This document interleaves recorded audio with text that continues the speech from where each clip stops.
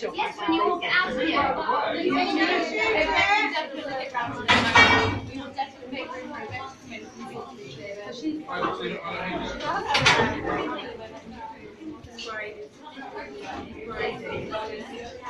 These animals we are treating them like prisoners. There's nothing more tolerable for animals. And everything's perfect right now. Each meat consumed.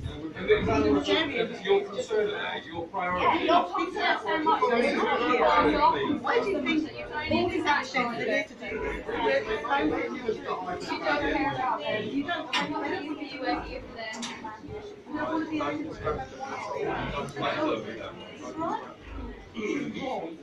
thing that she's concerned about is her profit and how this might affect her profit and how people might feel if they see that this is where their bacon sandwich comes from, how that will affect her profit.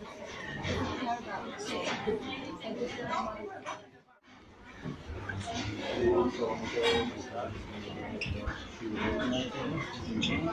Everybody said no one's